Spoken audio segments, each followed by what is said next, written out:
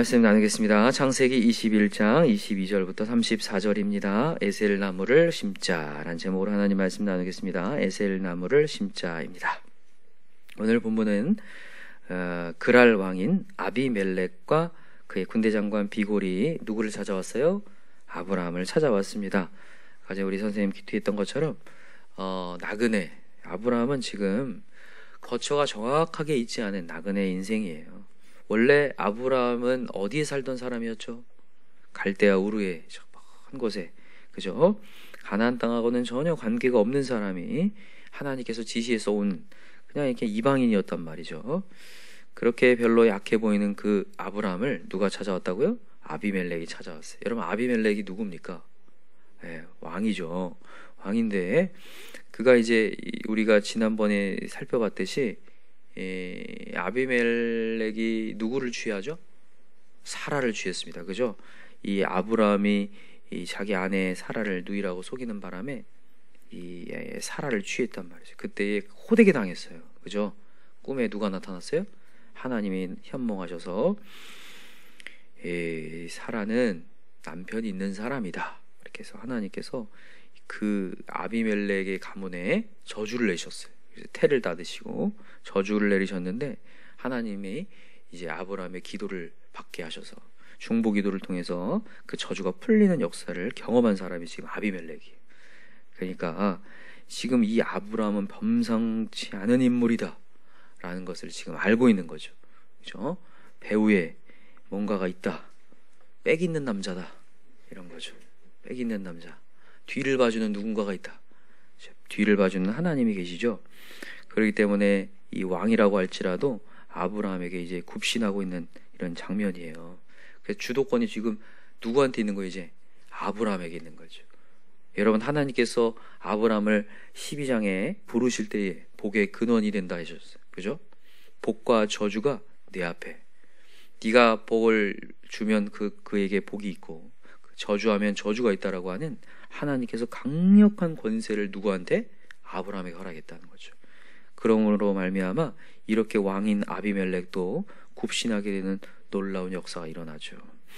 그러면서 이제 무슨 얘기를 하냐면 아비멜렉이 와서 이제 마음 가운데 두려움이 있는 거예요. 나 아무리 나그네라 할지라도 뒤를 봐주는 분이 있으니까 자기 땅도 뺏기게 생긴 거예요. 여러분, 지금 이 시대는 땅을 빼앗고 뺏는 사회입니다. 그죠? 지금도 마찬가지지만 그 당시에는 정말 그게 심했는데 그때에 지금 어떠한 힘에 의해서 자기가 눌리게 생긴 거예요. 그래서 먼저 찾아와서 이제 얘기를 하는 거예요. 약속을 맺으려고. 자, 23절 한번 읽어볼까요? 시작. 그런즉 너는 나와 내 아들과 내 손자에게 거짓되이 행하지 아니하기를 이제 여기서 하나님을 가리켜 내게 맹세하라. 내가 내게 후대한 대로 너도 나와 내가 머무는 이 땅에 행할 것이니라. 아브라함이 이르되 내가 맹세하리라. 그래서 맹세를 하겠다고 얘기를 합니다. 근데 여기 보니까 첫 번째 뭘 얘기하냐면 거짓말 하지 말래요. 이제부터는 내 앞에서. 원래 거짓말 했잖아요. 누이라고 속이는 바람에 저주받게 생겼었잖아요. 이제는 그러지 마라. 너 괜히 하나님, 너 엄청난 사람인데 숨기고 이러고 있지 마라. 내가 엄청 당하지 않았냐. 하나님의 사람이라는 거 속이지 말라는 걸 얘기하는 거예요. 여러분, 우리 하나님의 사람이라는 거 속이지 맙시다. 하나님이라는 것을 우리가 믿고 나아갈 때 하나님의 역사가 일어난다는 거죠. 그리고 그에게도 복이 되는 역사가 일어날 줄 믿습니다. 그리고 또 하나는 내가 너에게 후대한 대로 너도 나를 후대하라는 얘기를 합니다. 참, 이 아브라함에 얼마나 큰 복이 있으면 이런 얘기를 할 정도일까. 그때 이제 아브라함이 얘기를 해요. 우물에 대한 얘기를 합니다. 참, 이 나그네인데도 이제 아브라함이 판 우물을 당신들의 종들이 빼앗으려고 했다. 그래서 막 책망을 해요. 아비멜렉에게. 사실 뭐 책망할 게 별로 없어요, 사실. 왜냐면 다 아비멜렉의 땅이거든요, 원래. 근데 아브라함이 내 우물 뺏었다고 하면서 막 얘기를 해요. 이제 아브라함이 뻔뻔해졌어요. 그죠? 하나님 뒤에 누가 있으니까요. 하나님 계시니까요. 뒤를 봐주는 분이 계시니까 이렇게 얘기한단 말이에요. 그러면서 이제 확실한 언약을 맺겠다고 얘기를 합니다. 아브라함이. 뭘 가지고 오냐면 7 암양 새끼를 따로 딱 내어놓고 이제 우리 언약을 딱 맺자. 이 우물은 누구 거냐 정확하게 우리 확인을 하자. 그래서 브엘세바라고 이름을 명명하면서 언약을 딱 맺습니다.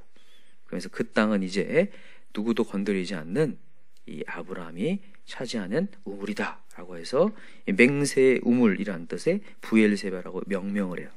근데 여기 보니까 아브라함이 7 암양 새끼를 따로 놓았다고 돼 있는데, 여러분 이 암양 새끼는 상당히 가치가 있는 겁니다. 암양, 순양도 아니고 암양, 새끼를 뵐 수 있다라는 거죠. 그죠? 당시에 이 목축업이 뭐 발달한 사회가 아니기 때문에 잘 키우기가 어려운데, 이때 이 암양이라고 하는 것은 참 귀하단 말이죠. 새끼를 뵐 수도 있고, 그런데다가 암양 새끼예요. 또 새끼. 그러니까 앞으로도 키울 수 있는 굉장히 가치가 있고 상당한 가치가 있는 건데, 그걸 7마리나 따로 떼어 넣어서 이렇게 맹세를 한단 말이죠.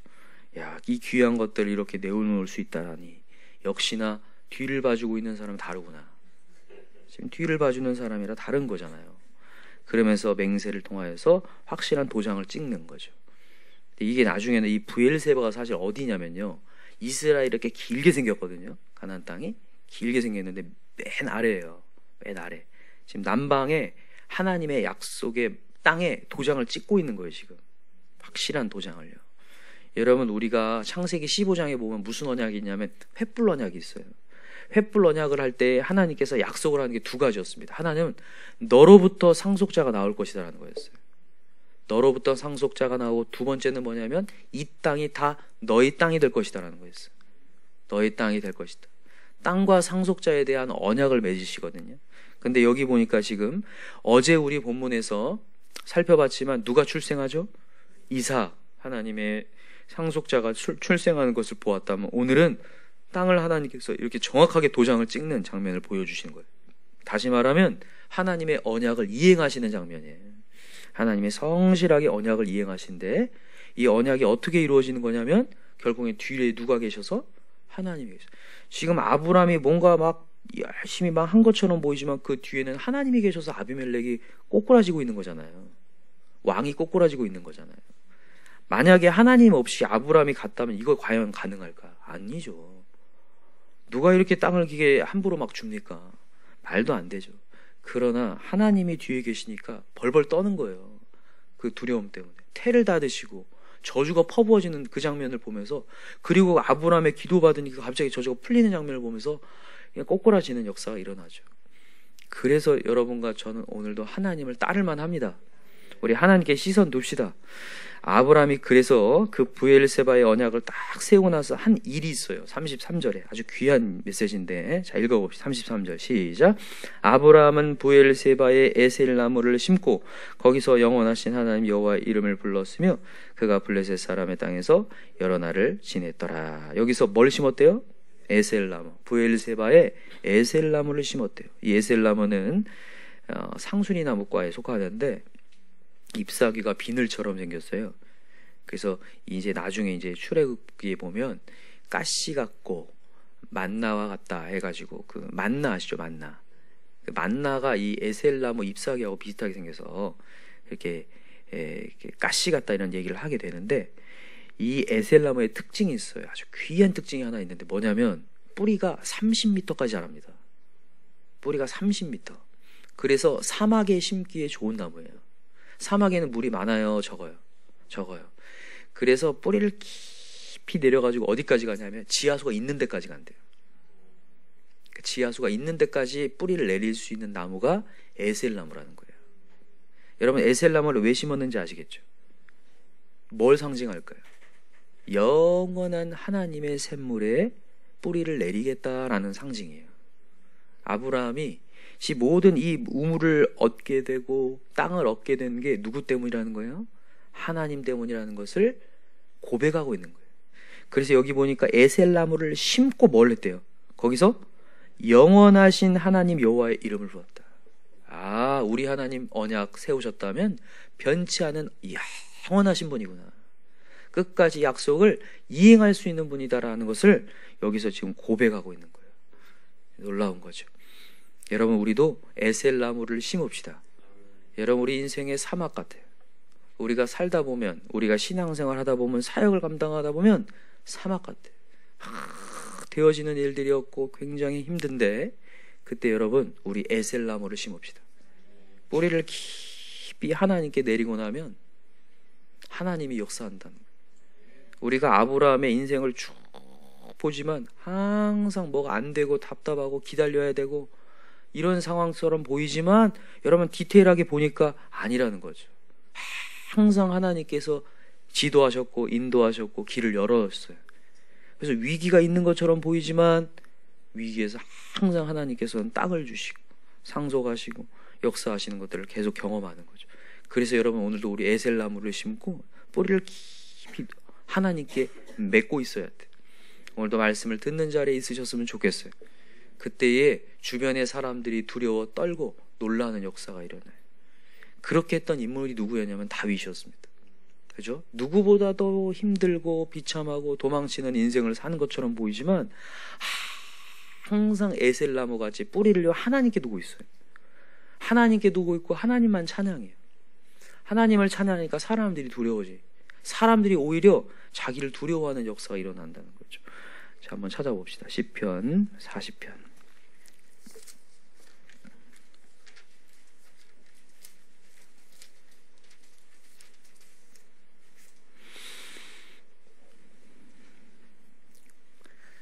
자, 시편 40편 1절부터 한번 읽어볼까요? 1절부터 3절까지 읽어봅시다. 시편 40편 시작.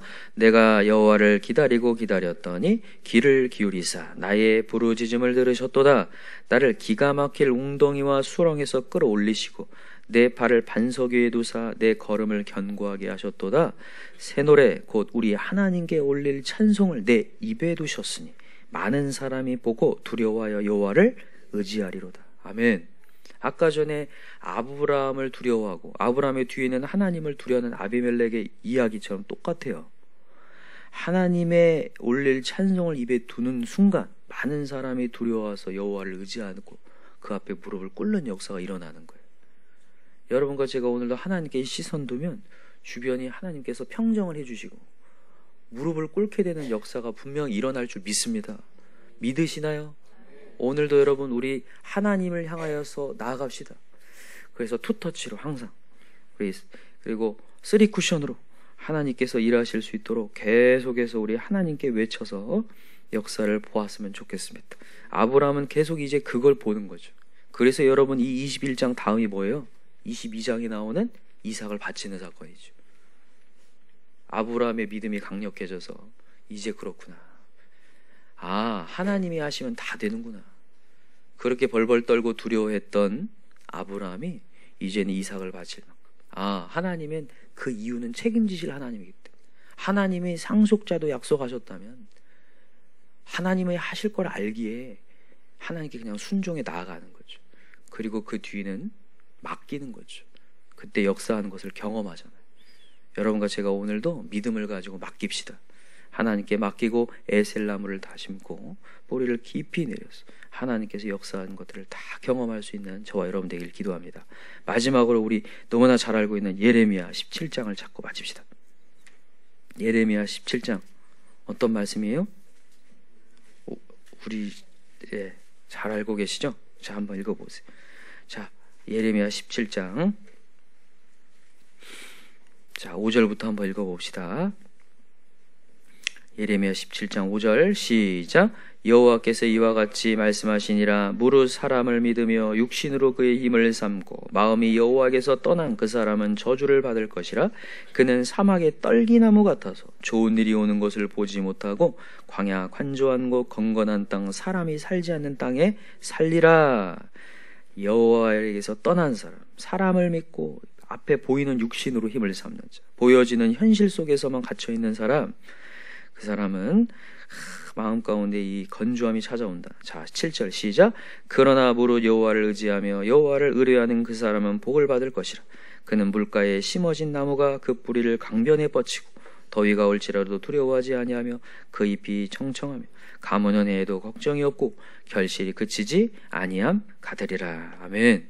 우리 물가에 심겨진 에셀나무 같이 정말 하나님께 뿌리를 내릴 수 있는 저 여러분 되기를 간절히 기도합니다. 기도합시다. 오늘 메시지는 여러분 우리가 너무나 잘 알고 있는 간단한 메시지. 시냇가에 심은 나무가 결실한다라고 하는 아주 간단한 메시지이지만 때로는 우리의 환경이 너무나 크게 느껴지다 보면 그게 사라질 때가 있어. 그러나 오늘도 우리가 아브라함의 인생을 보니까 아브라함의 뜻대로 되는 게 아니라 하나님이 뒤에서 밀어주면 되는구나. 일이 그냥 쭉쭉 열려가는구나. 그래서 여러분, 우리 오늘도 너무 타이트하게 살지 마시고 우리 관용을 베풉시다. 넉넉하게 뒤에서 베풀어 주시는 하나님의 역사가 있으니까 넉넉한 신앙을 갖게 해달라고. 그래서 오늘도 하나님을 찾을 때에 주변 사람들이 자동적으로 엎드리는 역사가 일어나는 것들을 경험하게 해달라고. 오늘도 은혜를 더 달라고 하나님께 우리 기도할 수 있는 시간 되었으면 좋겠습니다. 오늘 목장에서도 여러분 다 하나님의 은혜가 심어지는 역사가 다 일어나게 됩니다. 다 그런 결단했으면 좋겠어요. 목장에서 에셀나무를 다 심는 역사들 일어나게 됩니다. 우리 주여 삼창 간절히 부르고 기도하겠습니다. 주여 주여 주여 하나님 아버지,